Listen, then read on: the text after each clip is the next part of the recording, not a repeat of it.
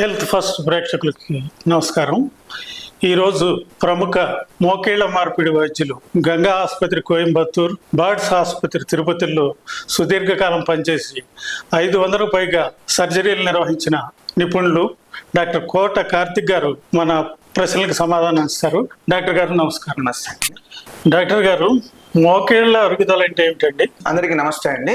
First గా మీరు మోకాల అరుగుదల గురించి అడిగారు. ముందుగా మోకాల అరుగుదల చెప్పే ముందు అసలు మోకాలు అనేది ఏ ఎముకల మధ్య వస్తుందో నేను చెప్తానండి. ఫస్ట్ ఆఫ్ ఆల్ మోకాలు అనేది మన తొడ ఎముక చివరి భాగము, కాలి ఎముక పై భాగము మధ్య ఉన్న జాయింట్ మనం మోకాలు అంటాము. దాన్ని మనం వైద్య పరిభాషలో నీ జాయింట్ అంటాము. ఈ నీ జాయింట్ లో ఈ తొడ ఎముక చివరి భాగంలో కానీ ఈ కాలి ఎముక పై భాగంలో కానీ మనకి సాఫ్ట్ లైనింగ్ ఉంటుందండి. ఈ తెల్లగా చూసారా, దీన్ని మనం సాఫ్ట్ లైనింగ్ ఉంటుంది. ఈ సాఫ్ట్ లైనింగ్ వల్ల మన మోకాలు మడిచినా చాపినా మనకి ప్రెషర్ పడకుండా ఈ సాఫ్ట్ లైనింగ్ మనకి హెల్ప్ చేస్తుంటది. ఎవరికైతే రకరకాల కారణాల వల్ల ఈ కార్టిలేజ్ అనేది ఇలా బ్రేక్ అయిపోయి లోపల ఉన్న ఎముక ఇలా ఎక్స్పోజ్ అవుతుంది. ఈ లోపల ఉన్న ఎముక ఎక్స్పోజ్ అవడం వల్ల మన మోకాలు మడిచినప్పుడు చాపినప్పుడు ఎప్పుడైతే ఈ ఎముక ఎక్స్పోజ్ అవడం వల్ల నొప్పి వస్తుంది. ఈ కార్టిలేజ్ ఎవరికైతే పోతుందో వాళ్ళ ఆ పోవటాన్ని మనం మోకాలు అరుగుదల అంటాం. ఈ మోకాలు అరుగుదల అనేది రకరకాల కారణాల వల్ల కావచ్చు. ఒకటి మోస్ట్ కామన్ గా మనకి పెద్ద వయసు వాళ్ళకి వస్తుంటది, అంటే 60 సంవత్సరాలు 50 సంవత్సరాలు దాటిన వాళ్ళకి వస్తుంటది. కొంతమందికి మనకి ఫ్రాక్చర్స్ అంటారు, మోకాలు ఎముక ఫ్రాక్చర్లు కానీ వాటి వల్ల ఈ ఎముకలు ఇరిగినందుకు వల్ల కూడా ఈ కార్టిలేజ్ అనేది కొంతమందికి వాళ్ళకి చాలా తొందరగా పోతుంది. దానివల్ల మోకాలు అరుగుదల వస్తుంది. దాన్ని మనం పోస్ట్ ట్రామాటిక్ ఆర్థరైటిస్ అంటారు. మరి కొంతమందికి 35 నుంచి 45 సంవత్సరాల మధ్యలో వాళ్ళకి కీళ్ళవాతం అంటారు. ఈ కీళ్ళవాతం ఉన్న వాళ్ళకి కూడా ఈ మోకాలు చాలా తొందరగా వస్తుంది. మోకేళ్ల అరుగుదలను ఎలా గుర్తించాలి? లక్షణాలు ఎలా ఉంటాయి డాక్టర్ గారు?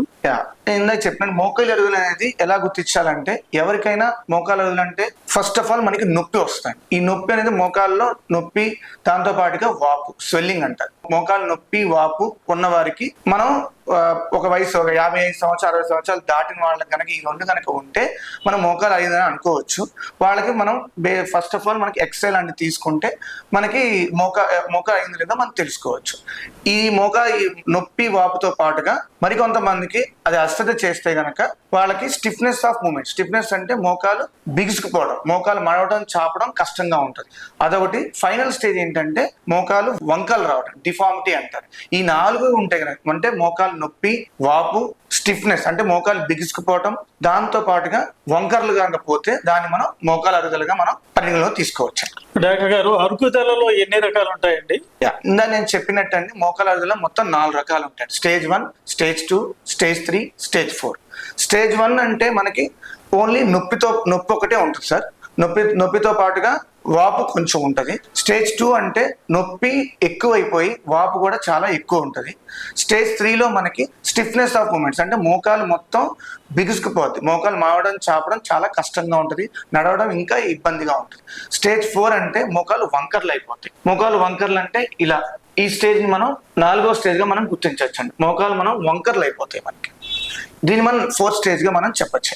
డాక్టర్ గారు, మోకాళ్ళు అరిగితే ఎక్స్రేలో ఎలా కనపడుతుంది? మోకాలు ఎక్స్రేలో ఎలా కనపడుతుంది అంటే, ఫస్ట్ ఆఫ్ ఆల్ ఇది మనం ఒక మోకాలు యొక్క ఎక్స్రే అండి. ఇది తొడ ఎముక యొక్క చివరి భాగము, ఇది కాలి ఎముక యొక్క పై భాగం అండి. ఈ రెండు మధ్య జాయింట్ మైందా కనుక్కున్నట్టు ఇది మనం మోకాలు ఎక్స్రే, మోకాలు అంటామండి. ఇది నార్మల్ అంటే నార్మల్ హెల్తీ ఎక్స్రే. ఇది అంటే ఇందులో ఈ తొడ ఎముక ఈ కాలి ఎముక మధ్య ఈ గ్యాప్ ని చూసారా, ఈ 2 గ్యాప్లు మనకి 2 పక్క ఈక్వల్ గా ఉంటే అది నార్మల్ అండి. ఎప్పుడైతే ఇది మోకాలు అరిగిన ఎక్స్రే, ఇది ఎవరికైతే ఈ ఒక పక్క మనకి అరిగిపోవడం అంటే ఈ 2 ఎముకలు దగ్గరికి వచ్చేస్తాయి. ఈ 2 ఎముకలు దగ్గరికి వచ్చేసినా, లేకపోతే ఇక్కడ నుంచి మనకి ఎక్స్ట్రా ఎముకలు వస్తాయి, బోనీస్ పర్స్ అంటారు. ఇదేమన్నా కనపడినా ఇలాంటి బోనీస్ పర్స్ వస్తాయి. ఈ 2 ఎముకలు దగ్గరికి వచ్చిన సబ్కాండల్ స్క్లెరోసిస్ అంటారు. సబ్కాండల్ స్క్లెరోసిస్ అంటే ఈ ఎముక కన్నా ఇక్కడ ఎక్కువ స్క్లెరోసిస్ అంటారు. ఈ ప్రాబ్లం ఉంటే మనకి ఎక్స్రేలో మనకి దీనికి తేడా ఏంటంటే ఈ 2 మధ్య గ్యాప్లు ఇక్కడ గ్యాప్ తగ్గిపోతుంది. ఒక పక్క గ్యాప్ తగ్గిపోతే దాన్ని మనం మోకాలు అరిగిందని మనం అనుకోవచ్చు. డాక్టర్ గారు, మందుల ద్వారా దీన్ని తగ్గించవచ్చా? డెఫినెట్లీ అండి. మోకాలు ఈ అరుగుదల స్టార్టింగ్ స్టేజ్ అంటే ఒకటి స్టేజ్ రెండో స్టేజ్ లో ఉంటే కనుక మనం మందులతో మనం చాలా వరకు తగ్గించుకోవచ్చు. దాంతో పాటుగా ఫిజికల్ ఎక్సర్సైజ్ అంటే మనం వ్యాయామం చేస్తే కూడా మనం చాలా వరకు మోకాలు అరుగుదల ఎక్స్టెండ్ చేసుకోవచ్చు. మనం తగ్గించలేము కానీ టైం మనం ఎక్స్టెండ్ పొడిగించవచ్చు. అలాగే దాంతో పాటుగా మందులు అంటే మన టాపికల్ ఎన్ఎస్ఐడ్స్ అంటారు, అంటే పారాసెటమాల్ టాబ్లెట్స్ వాటి ద్వారా రెస్ట్ తీసుకున్నా హైస్ థెరపీ చేసుకున్నా మనం ఇనీషియల్ గా మనం మోకాలు మందుల ద్వారా తగ్గించవచ్చు. ఎప్పుడైతే సెకండ్ స్టేజ్ థర్డ్ స్టేజ్ లో కనుక వస్తే అప్పుడు మనం ఇంజెక్షన్స్ అంటామండి, అంటే పిఆర్పి ఇంజెక్షన్స్. ఇది ఇప్పుడు లేటెస్ట్ గా వస్తున్నాయండి, ప్లేట్లెట్ రిచ్ ప్లాస్మా అంట. ఈ ప్లేట్లెట్ రిచ్ ప్లాస్మా ఇంజెక్షన్స్ ద్వారా కూడా మనం చాలా వరకు ఈ మోకాలు అరుగుదలని ఎక్కువ అవ్వకుండా కొంత టైం మనం గడిపించవచ్చు. ఎప్పుడైతే 4వ స్టేజ్కి వస్తే గనక అది అంటే మోకాలు వంకలు తిరిగిపోతాయి. ఆ వంకలు తిరిగిపోయినప్పుడు నడవడం చాలా కష్టం అవుతుంది, ఒక 10 నిమిషాలు కూడా నుంచోవడం చాలా కష్టం అవుతుంది. వారికి మాత్రమే మనం మోకాల మార్పిడి మనం సజెస్ట్ చేస్తాం. కొంతమంది ఈ పిఆర్పి చికిత్స ద్వారా పూర్తిగా నివారించవచ్చు అంటున్నారు, అది అపోహ డాక్టర్ గారు, లేకపోతే నివారించవచ్చా? పిఆర్పి ఇంజెక్షన్స్ ద్వారా నివారించవచ్చండి. ఎప్పుడైతే ఫస్ట్ అండ్ సెకండ్ స్టేజ్ లో ఉంటే మనం దాదాపు చాలా మందికి మనం రానికుండా మనం చేయొచ్చు, కానీ థర్డ్ స్టేజ్ ఫోర్త్ స్టేజ్ లో పిఆర్పి వల్ల అంత ఉపయోగం ఉండదు. మన కావ్య హాస్పిటల్స్ పిఆర్పి చికిత్సా విధానం అందుబాటులో ఉందండి? డెఫినెట్ గా ఉంటుందండి. చాలా వరకు మనం చాలా మందికి చేసాము, ఆ రిజల్ట్స్ కూడా చాలా బాగుంటాయండి. చెప్పినట్టు ఫస్ట్ అండ్ సెకండ్ స్టేజ్ లో ఉంటేనే మనం పిఆర్పి ఇంజెక్షన్స్ మనం చేయొచ్చు. డాక్టర్ గారు, మోకాళ్ళ మార్పిడి ఎప్పుడు అవసరం అవుతుందండి? ఇప్పుడు చెప్పినట్టు మోకాల మార్పిడి ఎవరికైతే 4వ స్టేజ్ అంటే మోకాలు వంకర్లు అయిపోయి ఇలా బాగా వంకర్లు అయిపోతాయండి. ఎవరికైతే వంకర్లు అయిపోయినా నడవడం ఒక 10 నిమిషాలు పావుగంట నడవడానికి కష్టంగా ఉన్నా, నొప్పి తీవ్రంగా ఉన్నా వాళ్ళకి మోకాల మార్పిడి అవసరం ఉంటది. మోకాల మార్పిడి ఆపరేషన్ చేసినా కూడా వాళ్ళు నార్మల్ గా మనం జీవనాన్ని గడపవచ్చు. మోకాళ్ళ మార్పిడి తర్వాత తీసుకోవాల్సిన జాగ్రత్తలు వివరిస్తారా? మోకాళ్ళ మార్పిడి తర్వాత తీసుకోవాల్సిన జాగ్రత్తలు ఏంటంటే, ఫస్ట్ ఆఫ్ ఆల్ మోకాళ్ళ మార్పిడి ఆపరేషన్ అయిపోయాక ఫస్ట్ డేనే మనం పేషెంట్ ని నడిపించవచ్చు. అది చాలా మంది అనుకుంటారు మోకాళ్ళ మార్పిడి ఆపరేషన్ అయినాక చాలా నాళ్ళు రెస్ట్ తీసుకోవాలేమో, ఫిజియోథెరపీ చాలా కష్టంగా ఉంటుందేమో, ఇవన్నీ అనుకుంటారు. అదేం లేదండి.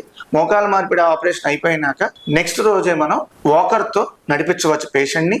ఫిజియోథెరపీ నొప్పి ఫస్ట్ ఒక వారం రోజులు కొంచెం ఉంటుంది తప్పితే ఆ తర్వాత నార్మల్ గా వాళ్ళు నడవచ్చు. తీసుకోవాల్సిన జాగ్రత్తలు ఏమిటంటే, కాకపోతే కింద కూర్చోవడం వీలైనంత వరకు ఆపితే మంచిది. ఎక్సర్సైజ్ క్వాడ్రిసెప్స్ ఎక్సర్సైజ్ అంటే మోకాళ్ళు స్ట్రెంగ్త్ అంటే ఈ తొడ ఎముక బలపడే ఎక్సర్సైజ్ చేసుకుంటే వాళ్ళు నార్మల్ గా నడవచ్చు. మోకాళ్ళ మార్పిడి తర్వాత జీవితకాలం మందులు వాడాల్సి ఉంటుందా?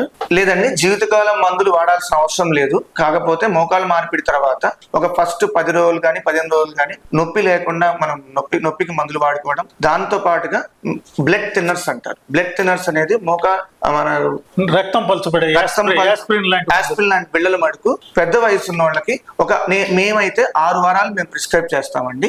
ఈ 6 వారాలు మనం ఈ ఒక బ్లడ్ థిన్నర్స్ ఒకటి వాడుకొని నొప్పికి బిళ్ళలు వాడుకుంటే అంతకన్నా ఏమి అవసరం లేదు. మోకాళ్ళ అరుగుదల ఎందుకు వస్తుంది?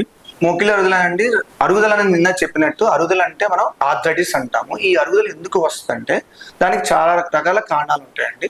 ఫస్ట్ ఆఫ్ ఆల్ అందరికీ తెలిసిన ఏంటంటే మోకాలు అరిగిందంటే పెద్ద వయసు వాళ్ళకి వస్తా అనుకుంటారు.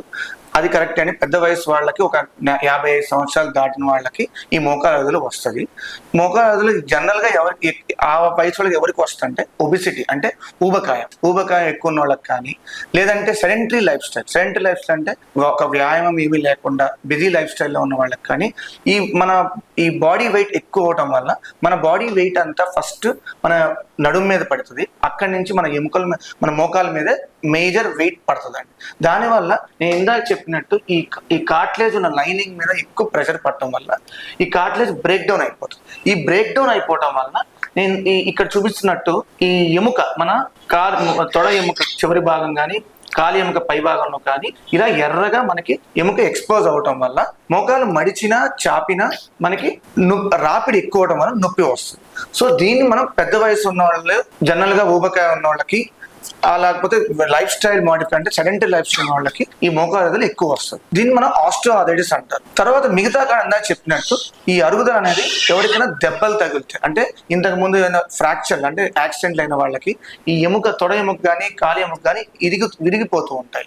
ఈ విరిగిపోయిన వాళ్ళకి కూడా సరిగ్గా ట్రీట్మెంట్ తీసుకోకపోయినా వాళ్ళకి ఈ కార్టిలేజ్ అనేది డ్యామేజ్ అయిపోవడం వల్ల, ఈ రాపిడి ఎక్కువ పోవడం వల్ల చాలా తొందరగా కూడా మోకాలు అరిగే ఛాన్స్ ఎక్కువ ఉంటాయి. దానితో పాటుగా ఇంకా ఇతర కారణాలు ఏమిటంటే రెమటాయిడ్ ఆర్థరైటిస్ అంటే కీళ్ళవాతం. ఈ కీళ్ళవాతం ఉన్న వాళ్ళకి కూడా ఈ మోకాలు అరిగే ఛాన్స్ చాలా ఉంటాయి. దాన్ని మనం రెమటాయిడ్ ఆర్థరైటిస్ అంటాం. తర్వాత ఇంకొంతమందికి స్కిన్ ప్రాబ్లమ్స్ ఉంటాయి, సోరియాసిస్ అంటారు.